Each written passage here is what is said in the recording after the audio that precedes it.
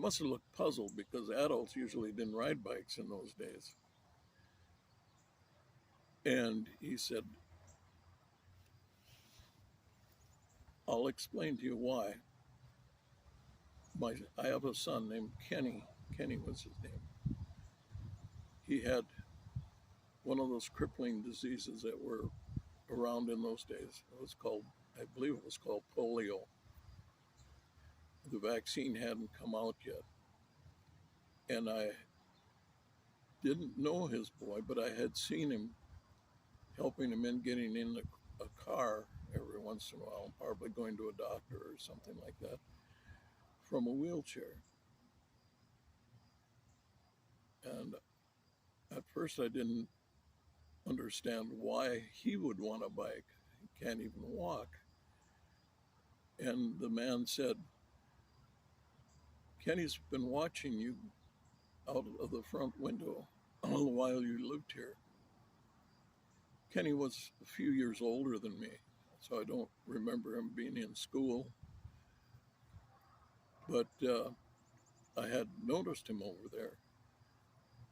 And I didn't realize that he was watching me and my friends out playing. He couldn't. He would sit in the front window of they had a ranch style house with those picture windows that they always had in those homes.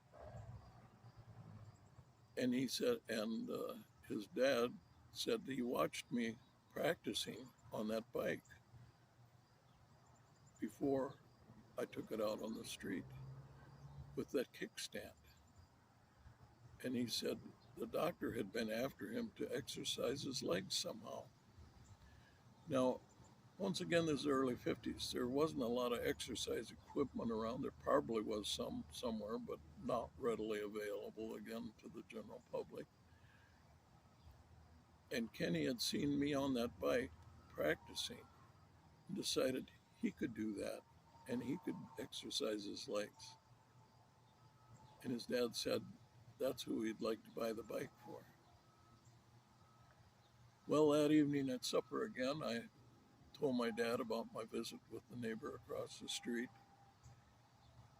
And he says, yeah, that's a good idea. I know that boy, and I know the man. And he took out a piece of paper and he wrote down some figures. He said, let's see, paid for the bike and I bought some paint and so forth. And he figured out a budget. And he came up and he drew a line and added them together. And he came up with $8. Doesn't sound like much today, but it was then. And he says, here, and he handed me the paper and he says, why don't you ask this much for the bike? Now, I hadn't, up until that point, been real excited about selling Black Beauty. I thought, gee, I'd go to some kid that might beat it up and scratch it, and I'd worked so hard on it. I really hated to see it go. But this was a different deal. That next day, I walked across the street and knocked on the door, and the man answered the door, and I said, I talked to my dad, and we came up with a price. And I told him that we'd come up with $8. And the man said, that's fair. That's very fair. He says, we'll take it. He went and got his billfold and handed me $8. A lot of money for me, kid. I went home and got the bike, brought it back, and I helped the man get it up the steps and into the house. Excuse me. And there was the boy called Kenny sitting in his wheelchair with a big smile on his face. Let's finish it off. Anyhow, the boy named Kenny was sitting in his wheelchair watching us bring the bike in. We pushed it into their living room in front of the picture window, facing out, so he could sit on his bike, on the Black Beauty, pedaling it. and look out the window. I went home.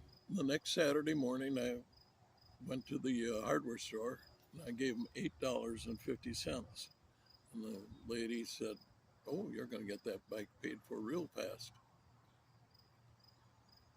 That's kind of the end of my story, except I'd made a little change on my paper route. I used to load my papers on my bike and take off down the middle of the street heading south. Now I would get on my bike and cross the street, go up a driveway, and take the sidewalk down the street. So I'd be going right past the little ranch house with the picture window. And there would be Black Beauty sitting in the living room in the window, and usually the boy named Kenny on it, pedaling away, and he would look up and see me and wave, and I'd smile and wave back at my new friend. Now, the wave was for the boy Kenny, but my smile was for Black Beauty because I knew she had got a new home, a good home. Thank you.